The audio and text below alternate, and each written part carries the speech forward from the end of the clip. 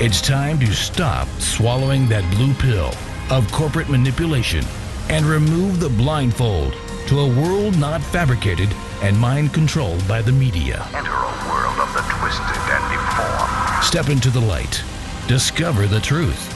It's time for a reality check. Reality check. Reality check. Reality check. This isn't something you need to be afraid of.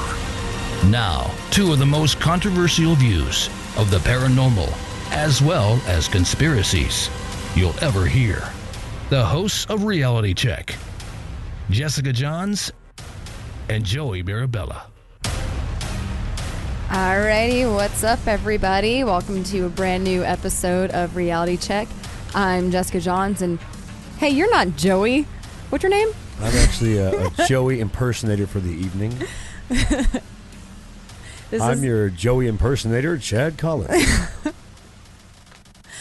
So, before I really get into it, into our topic today, which is Lake Lanier. So if you guys, all my southern friends know about this lake, I do want to give one shout out, because the reason that I have Chad co-hosting with me tonight is because Joey is back home in New York. His father passed away. So just everybody keep him in your thoughts and prayers. And, pop by his Facebook page, let him know you're thinking of him. So, okay.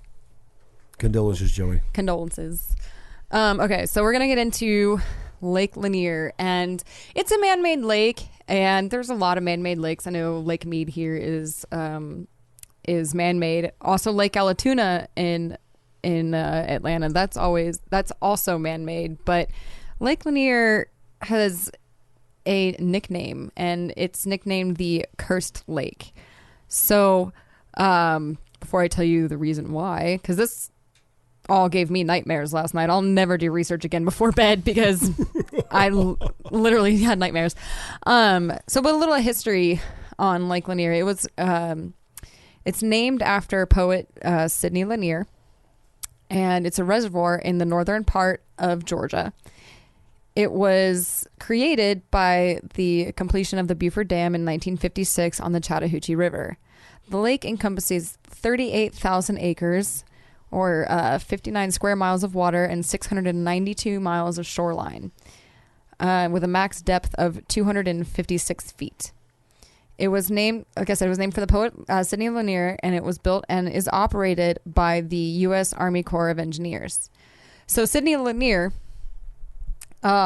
he was born February 3rd, 1842, and he died September 7th, 1881 at the age of 39. He was an American musician, poet, and author, and he served in the Confederate Army. He worked on a blockade running ship for which he was imprisoned, which resulted in him catching tuberculosis. He worked at a hotel where he gave musical performances, was a church organist, and worked as a lawyer. And as a poet, he used dialects. He became a flautist and sold poems to publications. He eventually became a university professor and is known for his adaptation of musical meter to poetry. So many schools and other structures and 2 other lakes are named after him. Popular guy. When it comes to lakes. Right? So in 1946, the Army Corps of Engineers was charged with developing the project on the Chattahoochee River. But the actual birth of the lake didn't begin until 1948, when the land was purchased from Henry Shadburn of Forsyth County. He was 81, and he sold his 100-acre farm to the U.S. government for $4,100. Wow. 100 acres for $4,000. You think his grandchildren are upset about that? Probably. Probably. So during the 5 years it took Lake Lanier to reach its full pool depths of 1,072 feet above sea level, entire towns were consumed by the lake, like Oscarville and Forsyth County. Bridges, old country roads, racetracks such as Looper Speedway off Laurel Park, and other lakes like Lake Warner off the end of Riverside Drive and Old Chattahoochee Park. So it took up a lot of space. I guess you could say. Well, they moved 250 families, right? Yes, 250 families were uprooted. How many cemeteries were taken there, Chad? I believe it's 20, Jessica. 20 cemeteries were moved, supposedly including all of the corpses. We'll elaborate on that in a bit. Yeah. Probably. There were some churches that were moved. Anything that was not like any buildings that were just made of wood or any bridges made of wood, that was removed. But as far as brick buildings and brick structures, those were all left. Roads were left. Roads, yeah. So if you go down deep enough, you'll find these places. And actually during the drought, I think it was like of 2007, I want to say, some of the structures and some of like the roads and everything have kind of come up, and we've been able to see like what had been down there. And what was the purpose? Why did they actually build Lake Sydney? I'm sorry, Lake Lanier. It's like Lake Sydney Lanier. Well, I found that they used it to power electricity through the city of Atlanta. What else did you find? Well, one of the main purposes, from what I researched, was to control flooding in the city of Atlanta. And supposedly since the building of Lake Lanier, there's only been 3 major floods since the construction of the lake. Downstream, that is. Isn't that what is that what Lake Mead is for? I don't know. Because if now it I know more is, history of it's Lake Lanier than I do Lake Mead. So. Me too, right? I mean, well, I was gonna say, like, if that's why Lake Mead was built, then it's doing a horrible, horrible job. It's not working. Nope. Okay, so Lake Lanier, cursed lake, suffered its. I think this is kind of where everything all started. So the completion of the lake was in 1956. But in 1958, this is to me, this is a crazy story. So this girl, her name was Susie Roberts, and her girlfriend were on a drive, and they were actually coming from like a club or something. But Susie lost control of her car, and it skidded off a bridge, and it came to rest in Lake Lanier. You see that? I put Lake Lanier and Lake Mead all together. No, they landed 90 feet down in Lake Lanier, and they found her passenger. I think her name was Delia Mae Parker. They found her a year later in 1959. But as far as Susie was concerned, they didn't find her or the car until November 1990, when they were building a bridge expansion. 31 years later? Yeah. Wow. They had to drain that part of the lake to build the foundation pillars. That's very interesting. And they're like, oh, look, there it is. Surely there's got to be some pictures somewhere. I'm sure. In a newspaper or something. There probably is. It's but pretty eerie. Susie had since then been known as Lake Lanier's Lady of the Lake. So she's kind of, been haunting the lake. So let's see. So that's tragedy number 1. The second tragedy, we're going to fast forward a few more years, I guess. And actually, it's kind of it's actually the third tragedy. Usher's stepson in 2012. His name was Kyle Glover. He was 11 years old, and he was riding on an inner tube hit by a personal watercraft. The man, Jeffrey Hubbard, was operating the personal watercraft, and he was actually a friend of the family. Some friend. Yeah. He was 40 years old, and he was found guilty on 5 counts, including homicide by vessel in the first degree, serious injury by a vessel, reckless operation of a vessel, unlawful operation of a personal watercraft, and a boat traffic violation. Now, 3 weeks before that, 2 other children were hit by a boat on inner tubes. And they were like 9 and 11 or something like that. Like, I don't know how people just don't see these kids on these big, inner tubes. They're like big yellow. Doing stupid things, yeah. So, the amount of deaths, like, the other thing about Lake Lanier is it's not only is it called like the cursed lake, but everybody calls it a death trap. because so many accidental drownings took place, and not only that, but boating accidents. And so like 1977, 19 people died on Lake Lanier, and 1999, another 19 people died on the lake. 2003 there were 2 fatalities, but in 2011 there were 17 deaths. So the drownings outnumber the boating related fatalities more than 2 to 1. That's still, you would think that'd be a lot of deaths every year for one lake. It sounds like a lot. Yeah. You think there'd be like maybe 2 or 3 a year at the most? No, it's like I think I read somewhere that they can't go one day. I mean, this is a really big lake, though. It's got, 652 miles of shoreline or something like that? 692. Yeah. It's freaking massive. So, but between 1999 and 2015, 75 people drowned on Lake Lanier. Since when? 1999 and 2015. That's a lot. 75. And that's more than double than the number of deaths from boating related accidents. And that was 34. So in June 2014, 3 people died in one day. Wow. Drownings. You know that you want to tell them about the boats? The boats that would mysteriously just halt in the middle of the water. Did you see that? Yes, I did. Well, I don't know if we're talking about the same story, because I saw this one story. They called it the name of the article was like Ghost Boat or something, and it was like, it's a different one. Oh, okay. That's yeah. about a boat that just got left there, and they couldn't decide on who legally was obligated to move so you this have a boat. different story. Yeah, there was a boat that was just stuck there by some owner, and the, I guess, Corps of Engineers and or whoever was in charge of it tried to get them to move their boat, and they couldn't afford to. They didn't have the money to have someone move it because it was right. So they just like left that. It was one. aground, I think it was. It was like stuck, and I think it might still be there. They were deciding on who was going to pay to move it. Yeah. And if it was on someone's property or not. It was a weird, stupid thing. Right. It wasn't really like a haunting. It was just like there was a ghost boat that's still left there after all these years, kind of thing. Yeah.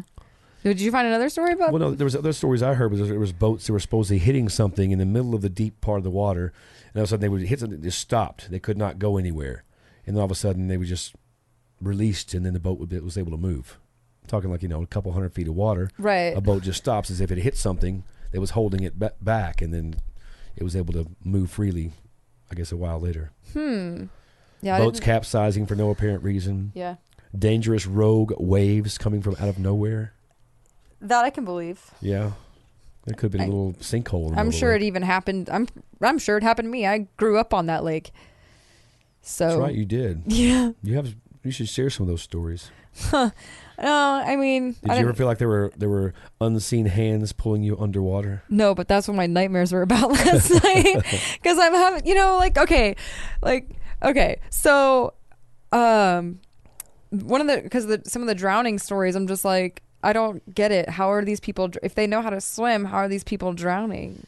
Yeah, so a lot of people were strong swimmers, and they had drowned close to shore even. So, a man in his early 20s tried to walk from the beach to one of the islands, and he encountered deep water, but he couldn't swim. And then that same day, a father and son parked their boat on one of the islands, and they were on a beach when the teen went into the lake to get a ball, and he started having problems, so his dad went in after him, and they both drowned. Yeah, you guys listening, you should actually Google pictures at least of the lake.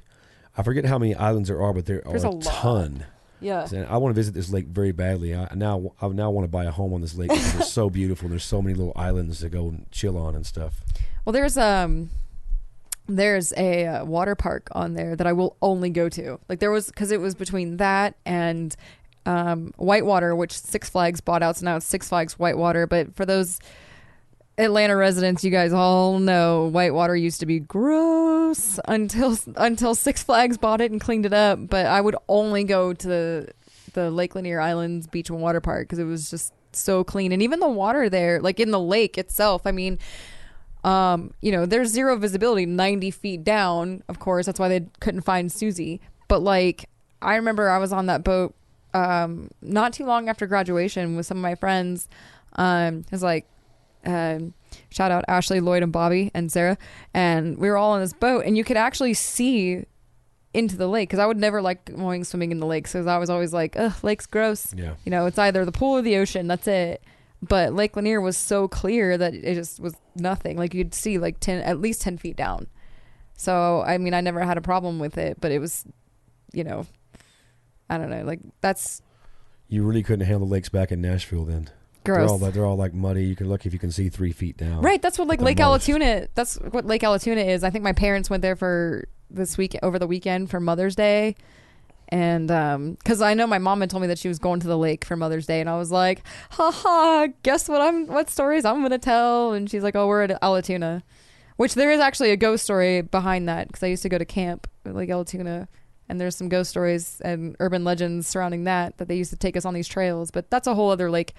It's a whole other lake. It's gross, though. It's a whole other lake. So, but again, like, I don't understand, like, so many people drowning. Like, if you can't, unless all these people are just partying too much and getting drunk and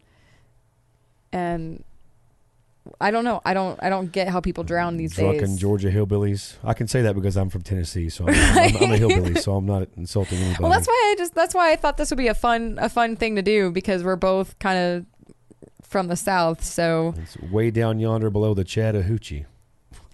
No, you didn't. Of course I went there. Oh my you God. knew I was going to have to go there with that. No, I'm like waiting for like Elvis to come out now. No, you got Alan Jackson instead. Oh my God.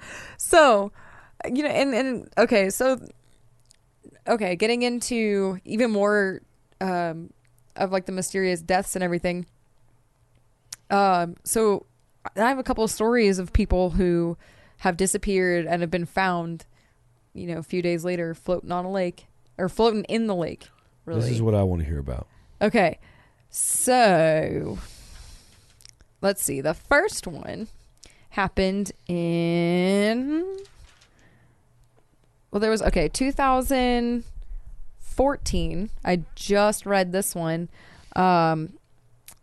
Mason Cox and David Wood found dead in Lake Lanier after disappearing during a fishing trip.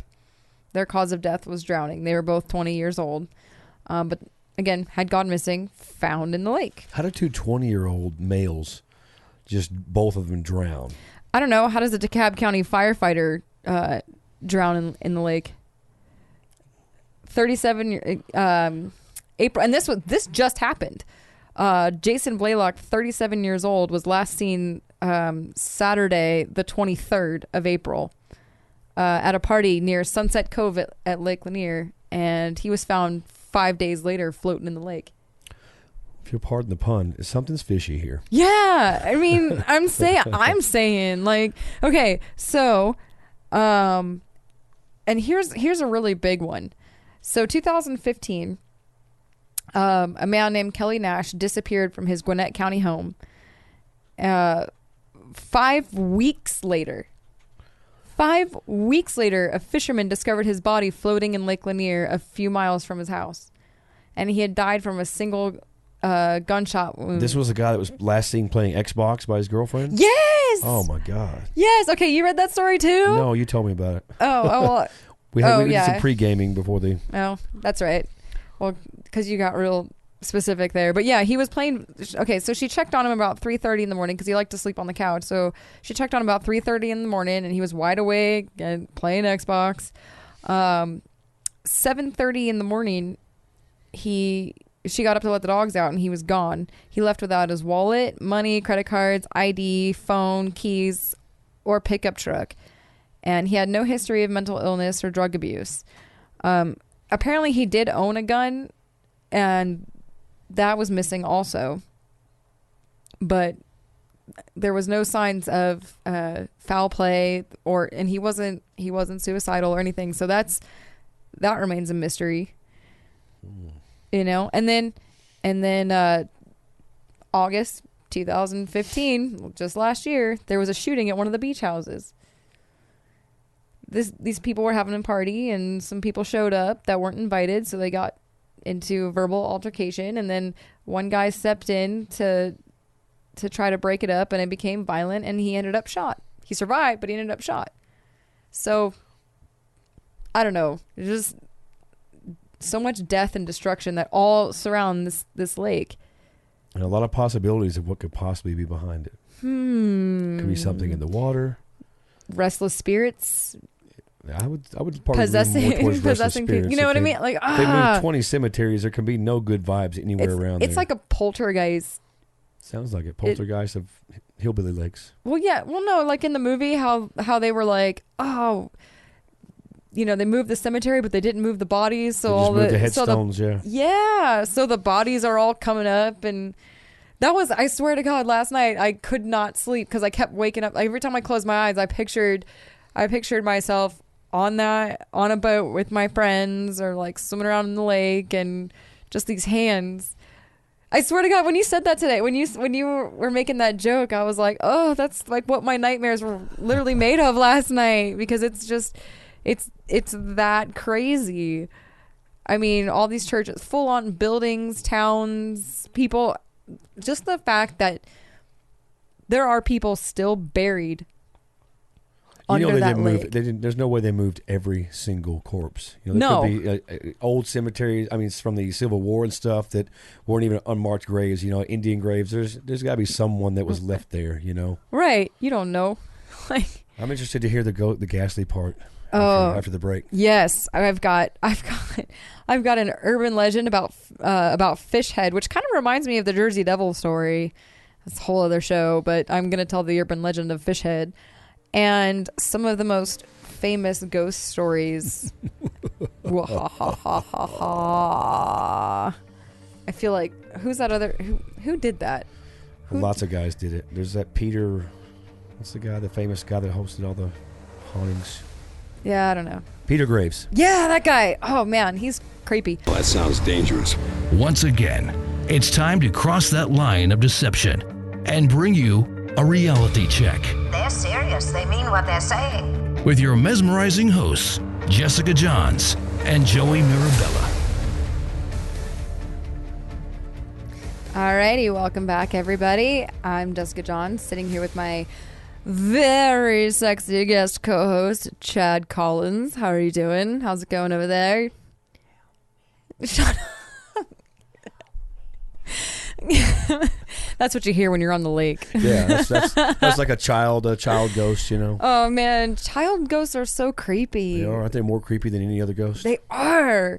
You know, and just I don't want to talk about it. Speaking of ghosts, share some of those wonderful little nuggets of ghastly tales you have over there.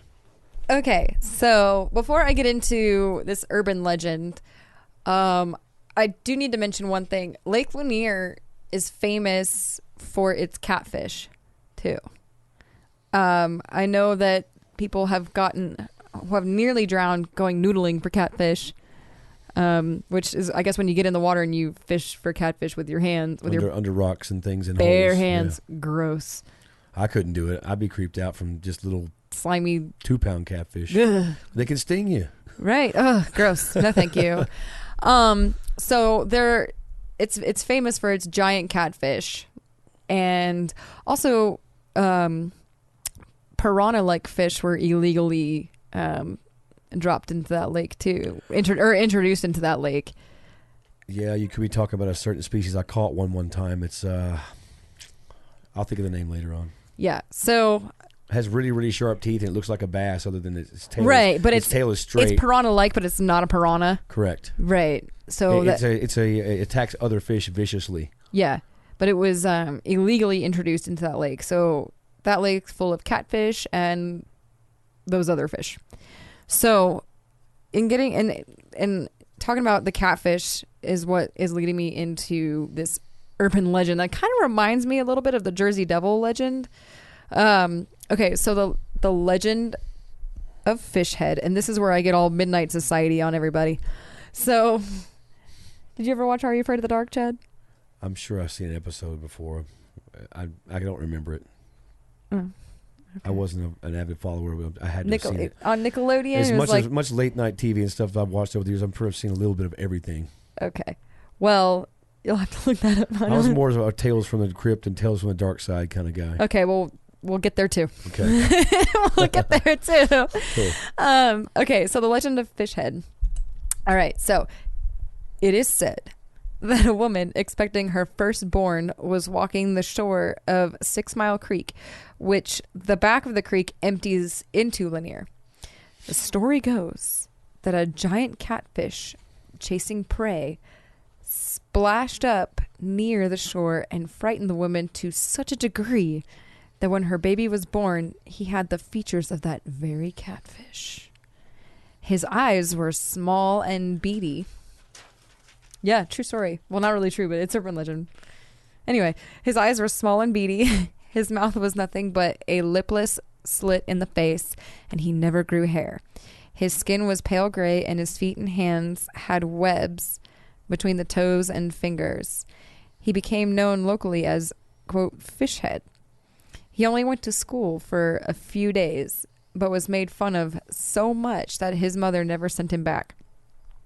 So his mother died when he was in his teens, and he began living in the woods along 6 Mile Creek and established a home at the back of the arm of the lake where the creek pours in.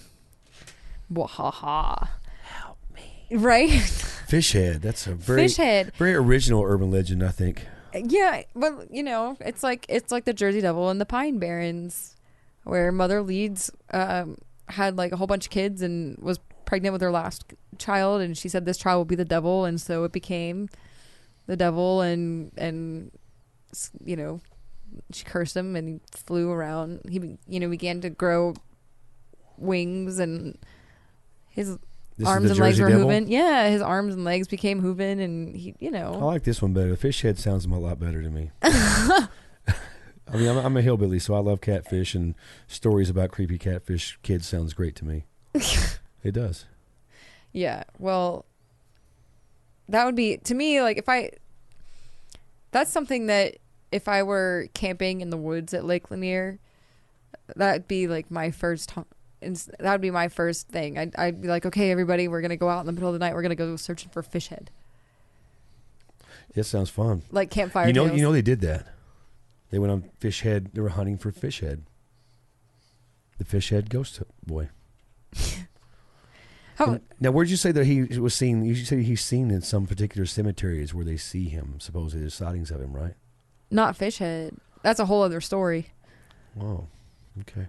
I thought we were talking about the fish man. Well, you mean like when we were having our pre-show meeting? Right? No, that's not fish head. That's a whole other man. I'm sorry. Okay, so all right, so the east or the so Cumming Historic Cemetery. All right. So according to North Fulton County, 20, like we said earlier, 20 cemeteries were moved in order to construct Lake Lanier, but not all of the bodies were moved. All right. So Cumming Historic Cemetery. There are reports of an apparition of a man that walks through this cemetery and disappears.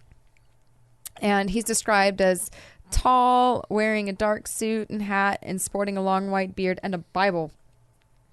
Now, why is the Cumming Historic Cemetery relevant to, like, why is this a relevant ghost story to Lake Lanier? Mainly because the area of the graveyard where he's seen, it's like the middle of the graveyard, and that's where he's always seen. And also there's also an apparition of a little girl that's seen there as well, which again, child ghost, creepy. Okay, so the middle of the cemetery, this apparition is always seen trolling about the middle of the cemetery. Well, that area of the cemetery happens to be where all the bodies are. We'll say all the bodies, but we all know that probably not all the bodies. A portion of the bodies. The body portions. Right. Were moved there. So the bodies that were moved from Lake Lanier were relocated to the Cumming Historic Cemetery. And they have like this, they're all like, I guess, they're not all marked graves. I think it's just kind of like an area. They're all unmarked graves with a big giant cross in the middle to mark that that's who they were and that's where they came from. How truly kind, how truly Christian of them. Right? Right? That actually, like, it makes me think about historic Roswell. That there's like the Founder Cemetery in Roswell. If you go to it, it looks like this tiny, tiny, tiny little cemetery. But what's there? I mean, you have like John Dunwoody and Roswell King and all the founders and Roswell founders and stuff were all buried with their children and their wives and their slaves. But it's like, again, a small little area. But what's there now is actually like 1/18 the size of what it is or what it used to be. So all those houses and everything surrounding it, the bodies weren't all moved because people who, like, there was one guy that had a house behind the cemetery and he had this big mound in his backyard and he wanted to make his backyard bigger. So he bulldozed over the mound and out came a casket with a Confederate soldier with his head missing. That's interesting because I didn't know they put Confederate soldiers in mounds. I thought those were always Indian burial mounds, but I guess they weren't. I did hear that once that they actually put Confederate soldiers in those as well, right? No, well, I mean, I guess because like where it's all like hills and stuff over there. So, but yeah, it was like a Confederate, and then there was like another story of this other lady who was trying to widen her driveway, and so when they were brought in the equipment and they were digging up the driveway to widen it, another body came out. Like, there's just, history of people just not, I guess, I don't know if it's everywhere, like all over the country, but at least in Georgia, if you had a relocated cemetery, chances are ain't nobody buried under there where the new graves are. Yeah. Like, oh, just put some dirt over it, Henry. They'll never know. Well, we'll just pick a spot and throw a rock there and call it a day. Like, we'll just plant a tree there. I mean, yes. We'll plant a Georgia pine over there. We'll plant a tree like in memory of or in honor of all these people. They did that. Yeah, totally. I mean, what are the good core stories you got? I love this stuff. This is the good stuff here. Right? Okay, so one of the other ghost stories I have, well, it's the other one I found.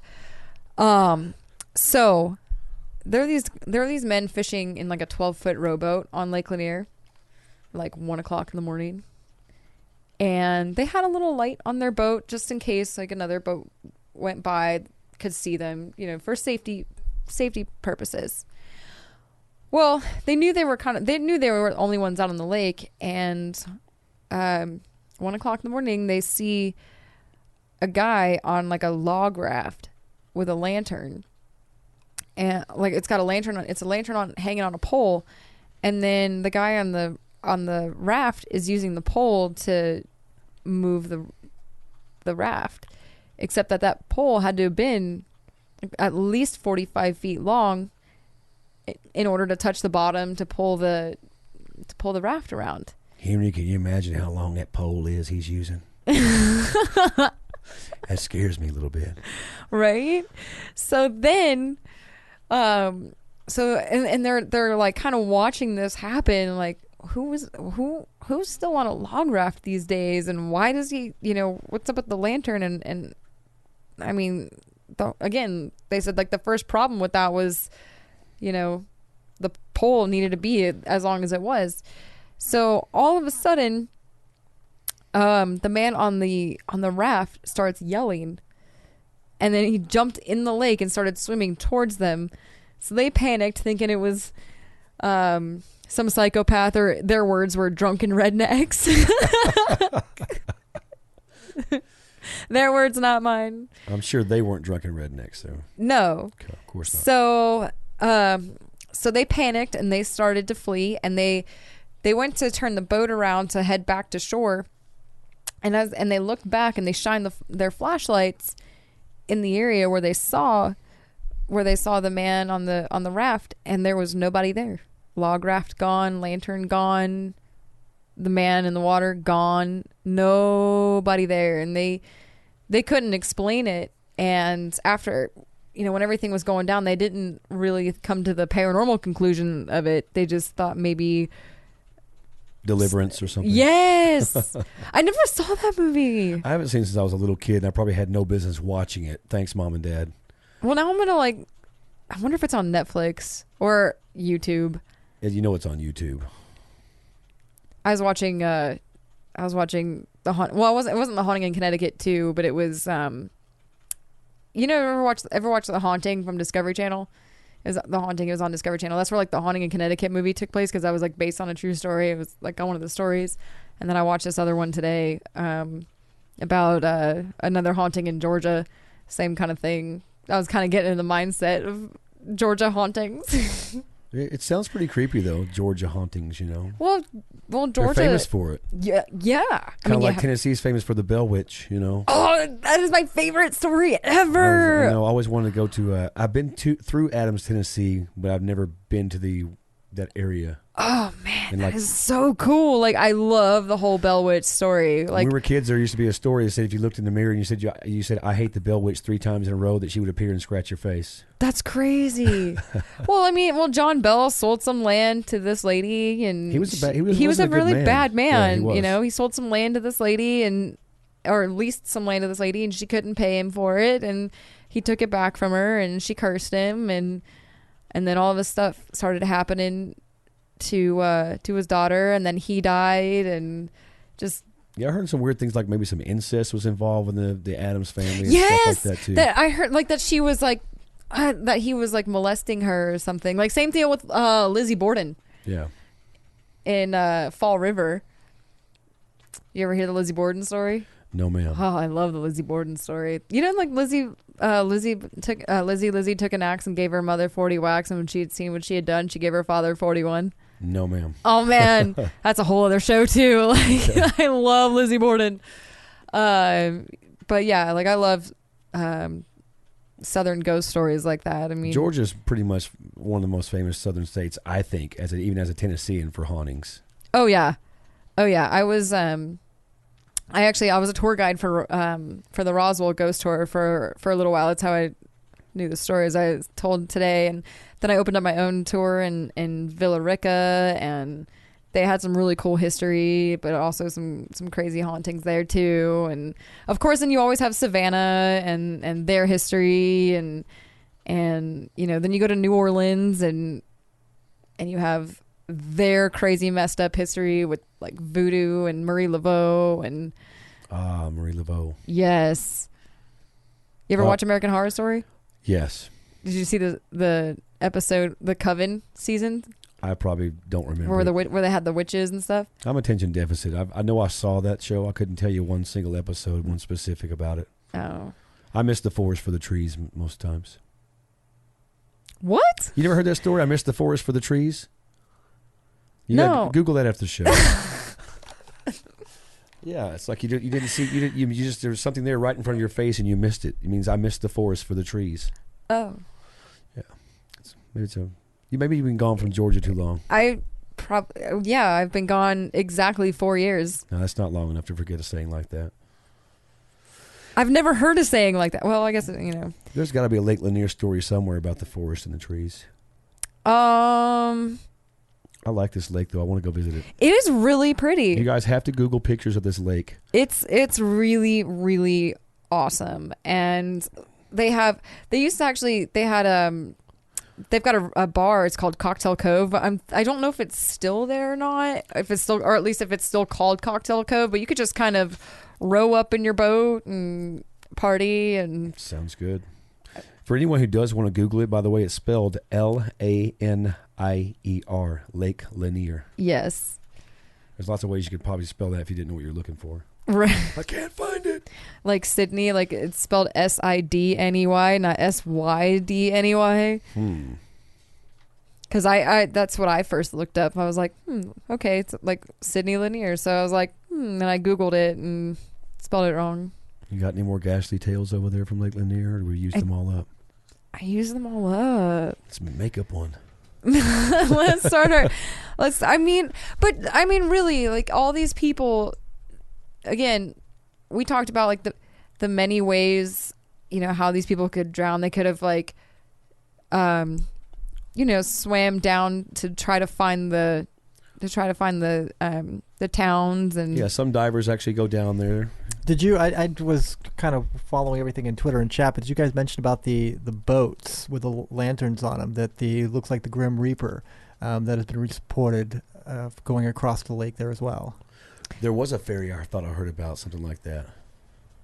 Yeah, I didn't hear about the ferry.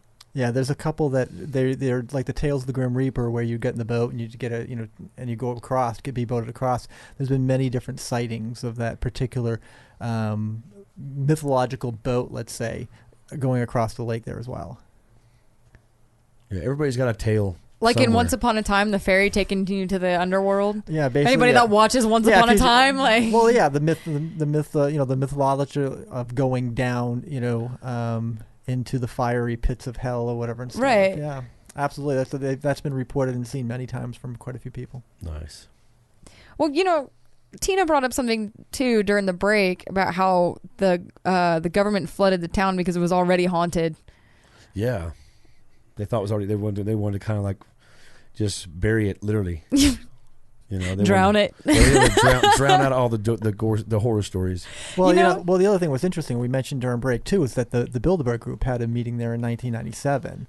Which I thought was kind of interesting because if you look at some of the places the Bilderberg Group has supposedly had meetings, they all tend to be either sacred or historical sites. Now that site there in Georgia, there have been many reports about paganism, not paganism, but rituals that were performed in that area before they flooded, and that was one of the reasons why it's become kind of haunted because of some of the ritual sacrifices that were supposedly done on the land out there. Nice. See, that's why it's the cursed lake. It's just, it's so crazy because, like I said, we have Lake Mead out here, and yes, divers have recently, people have gone missing in that lake because that's another like underwater town kind of thing, and same thing. Like I said, Lake Altoona. I don't know. I haven't looked up all the man-made lakes, and I just kind of knew about Lake Mead. I found out about Lake Mead when I moved out here, and then, but I knew about Altoona and Lanier, but I didn't know all the craziness that went down with Lake Lanier. And the more I dug into it, the more disturbed I got because it was like drowning after drowning, but like disappearance after disappearance, and then found 5 weeks later. 5 weeks later, it took them 5 weeks to find Kelly Nash, but it took like 31 years to find Susie Roberts. Yeah. Like, what the heck? And it's still happening because another girl went missing, and then she was found. Like, another girl went missing March 3rd. They found her body floating in the lake in the beginning of April. Do you think maybe there's just some real true supernatural stuff going on there? You think it's just such a big lake that it just invites more accidents because it's so big? Well, yeah, but people kind of try to attribute it to like the overcrowd because it's a very popular vacation spot, but it's so big that overcrowding's not an issue either. So all these kids getting hit by boats and stuff is just, you can't. They patrol it big time. You're not allowed. You're obviously like, if you are manning a boat and you're drinking on your boat, it's a DUI. It still counts. I'm not going there then. It still counts. If they catch you drinking on your boat, it still counts. So passengers can though, right? I don't know. I don't know the rules. I don't know the rules on it, but still, like, you have to, like, and that's the other thing. If they're patrolling it as much as, because I know they are, because I've seen it, if they're patrolling it as much as they are, how are they not able to save these people from drowning? Yeah. Or how are they not able to, like, keep an eye on people who are running over people with their boats? Yeah. It's just, I think it's just a big lake. Because I think, it could be both. It could be, obviously not every occurrence is going to have something supernatural, yeah. like not everything. Right. But again, it's an awful lot of stuff. How are these going people, on. Either people just are drunk and swimming and drown that way? I mean, that has to be, or they're possessed. They could who be possessed. doesn't know how to swim these days? Really? And plus why life would jackets. Yes! That with the invention of life jackets, we should still not have people drown. I mean, come on. Like, that is a lot of 75 drownings from 1999 and 2015. That is crazy. So I want to thank everybody for tuning in today. I hope you guys learned a lot about some of my southern roots. Well, somewhat Chaz too, because I mean, Tennessee and Georgia were like next to each other. We're neighbors. Yeah, exactly. Well, I want to thank you guys for having me on the show. Thank you for KCOR Radio. Thank you, Jessica Johns. And God bless you, Joey. Yes. We will see you guys next week. Everybody have a wonderful evening.